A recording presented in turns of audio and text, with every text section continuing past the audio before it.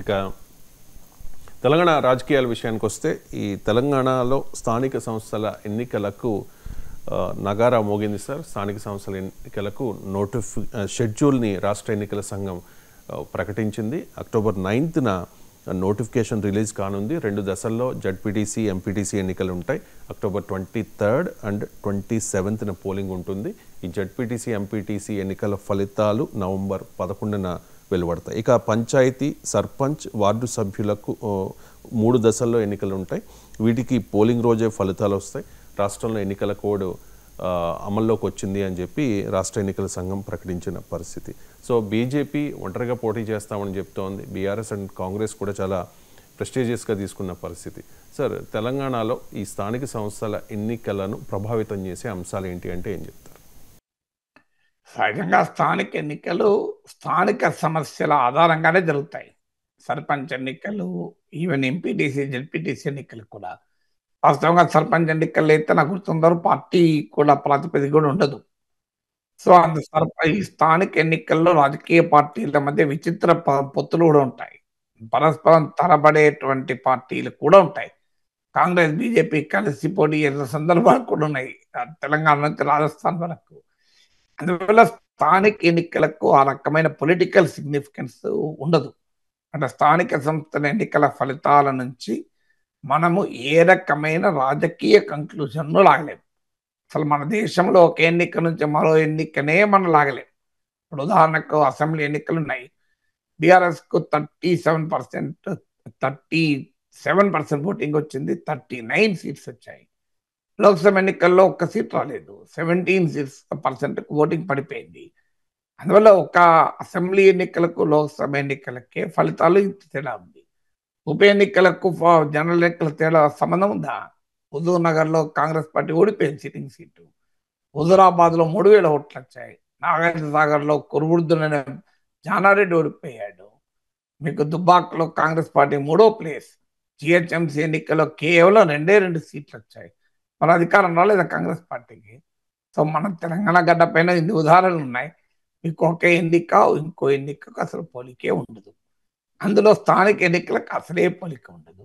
కానీ స్థానిక ఎన్నికలు ఏంటంటే పార్టీకి ఒక grass root man power create చేస్తుంది, గ్రాస్ రూట్ లీడర్షిప్ క్రియేట్ చేస్తుంది. అందుకే ప్రతి రాజకీయ పార్టీ దాన్ని చాలా కీలకంగా తీసుకుంటుంది. ఎందుకంటే ఒక క్షేత్రస్థాయి ఇప్పుడంటే డబ్బు సంచీలతో, సూట్ కేసులతో అమెరికా నుంచి రాత్రి దిగొచ్చి తెల్లారి పొద్దున పార్టీ టికెట్లు తీసుకుంటున్న వాళ్ళకు కూడా ఉన్నారు.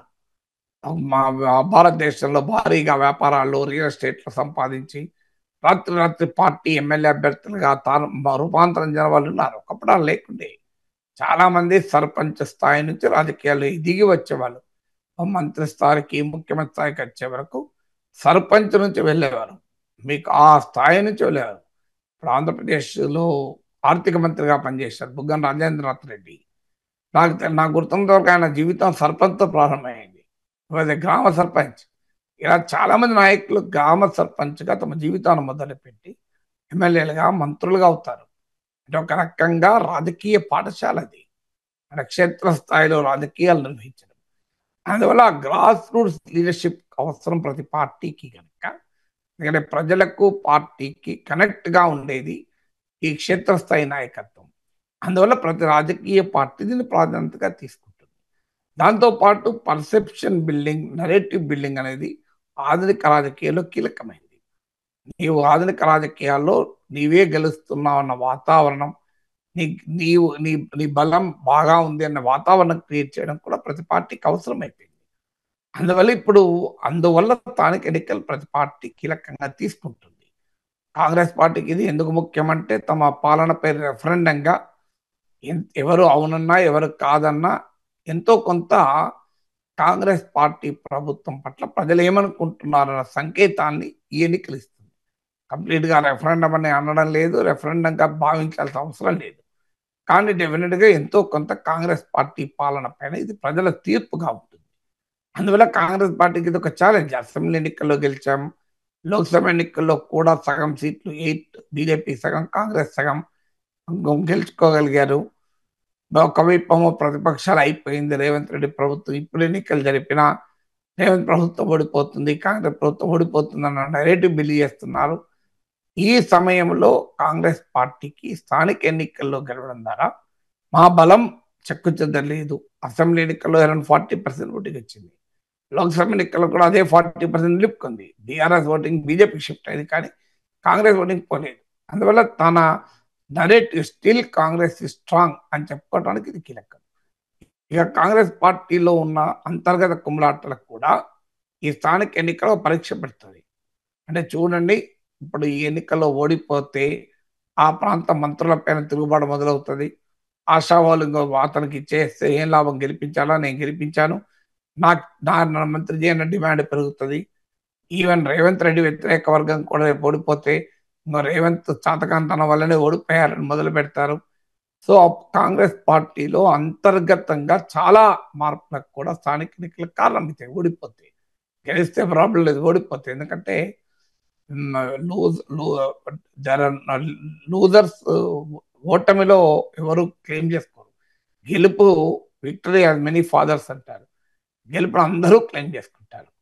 సో గెలిస్తే మా వల్ల గెలిచారంటారు, ఓడితే మా వల్ల సంబంధం లేదంటారు. సో అందువల్ల ఇది కాంగ్రెస్ పార్టీలో కూడా అనేక అంతర్గత పరిణామాలకు ఈ స్థానిక ఎన్నికలకు కారణమవుతాయి.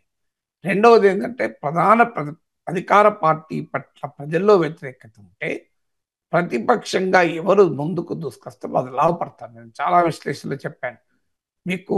ఒకప్పుడు కాంగ్రెస్ పార్టీని కేసీఆర్ చీల్చెండాడి కాంగ్రెస్ ఎమ్మెల్యేలందరినీ, ఎక్కువ మంది ఎమ్మెల్యేలు లాక్కొని అసలు కాంగ్రెస్ పార్టీ ఏముంది అనే వాతావరణం క్రియేట్ చేశారు. వెంటనే బీజేపీ ఆ స్పేస్లోకి వచ్చింది. కేసీఆర్ వ్యూహాత్మక తప్పిదం అది. అంటే ఎప్పుడు కూడా అపోజిషన్ పార్టీ లేకుండా చేయడం, అపోజిషన్ స్పేస్ను లేకుండా చేయడం ఎవరితరం కాదు. అపోజిషన్ పార్టీ ఒక పార్టీ కాబట్టి ఇంకో పార్టీ వస్తుంది, కానీ కేసీఆర్ ఊహించింది అది. కానీ బీజేపీ రూపంలో బలమైన ప్రత్యర్థి తెచ్చి దుబ్బాకలో దాడిచి కొడితే హైదరాబాద్లో అడ్రస్ లేకుండా 25,000 ఓట్ల తక్కువ వచ్చాయి. మెజార్టీ 25,000 ఓట్లు బీజేపీ అభ్యర్థికి. ఇక జిహెచ్ఎంసీ ఎన్నికల్లో బలం తగ్గింది. మీకు ఈ పరిణామాలన్నీ కూడా సంభవించాయి. అందువల్ల ఇప్పుడు కూడా బీజేపీ ఆశించేది, బీఆర్ఎస్ ఆశించేది ఏంటంటే కాంగ్రెస్ ప్రభుత్వం పట్ల అసంతృప్తి పెరుగుతోంది.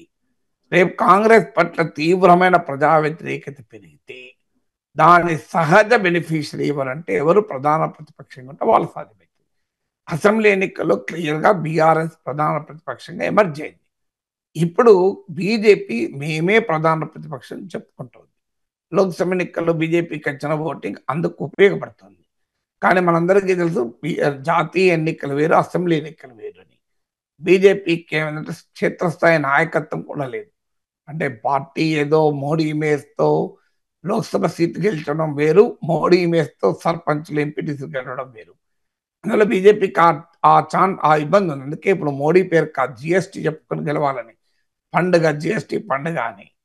సో అందువల్ల బీజేపీ ఆలోచిస్తోంది. బీజేపీతో ఏ రకమైన పొత్తుకు బీఆర్ఎస్ సిద్ధంగా లేదు, ఎందుకంటే అది ఇప్పటికే చాలా వివాదం ఎక్కువ వచ్చింది కనుక. సో అందువల్ల బీజేపీ ఏంటంటే ఈ స్థానిక ఎన్నికల్లో సత్తా చూపి ఇంకో చూడు బీజేపీకి నాయకులు లేరు, నాయకులే తప్ప ప్రజలు లేరు, క్షేత్రస్థాయి నాయకత్వం లేదు, పార్టీ నాయకత్వం సమన్వయం లేదు అనే ప్రత్యర్థుల వాదనని తప్పుపట్టాలి అన్నది బీజేపీ ఎత్తుగడ.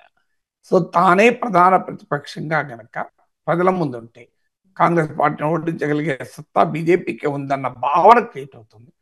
ఆల్రెడీ జాతీయ రాజకీయాల్లో బీజేపీకి ఉన్న డామినేషన్ అందుకు ఉపయోగపడుతుంది.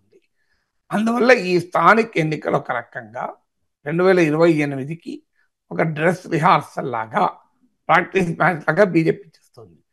సిమిలర్ రీజన్స్ కు బీఆర్ఎస్ కూడా. ఇప్పుడు గనక స్థానిక ఎన్నికల్లో బలం చూపెట్టకపోతే అసలు ప్రధాన ప్రతిపక్షంగా బీఆర్ఎస్ పొలిటికల్ స్పేస్ లో ఉండడం కష్టమైపోతుంది. ఆల్రెడీ బీఆర్ఎస్ నుంచి మాజీ ఎమ్మెల్యేలు బిఆర్ బాలరాజు లాంటి వాళ్ళు వెళ్ళిపోయారు. ఇంకా ఎక్కువ మంది వెళ్ళిపోయే ప్రమాదం కూడా ఉంటుంది. అందువల్ల బీఆర్ఎస్ ఉనికి, అస్తిత్వము ప్రధాన ప్రతిపక్షంగా నిలబడాలి అంటే కూడా స్థానిక ఎన్నికల్లో గెలవాలి. అది లోక్సభ ఎన్నికల్లో పరిస్థితి వేరే అని చెప్పుకోవచ్చు.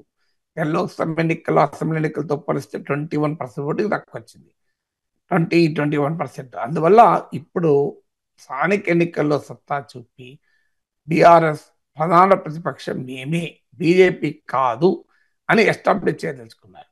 అప్పుడు ఇక కాంగ్రెస్ వర్సెస్ బీఆర్ఎస్ అనే కాంపిటీషన్ వచ్చినప్పుడు కాంగ్రెస్ ప్రభుత్వం పట్ల అసంతృప్తి వస్తే అది బీఆర్ఎస్ లాభం అవుతుంది. దాంతోపాటు బీఆర్ఎస్ బీజేపీ ఒక్కటే అన్న ప్రచారానికి కూడా తెరపడుతుంది బీఆర్ఎస్ వ్యూహం. ఇందులో ప్రతి రాజకీయ పార్టీకి స్థానిక ఎన్నికలు జీవన్మరణ సమస్య కావటానికి ఈ రాజకీయ కారణాలే ముఖ్యం.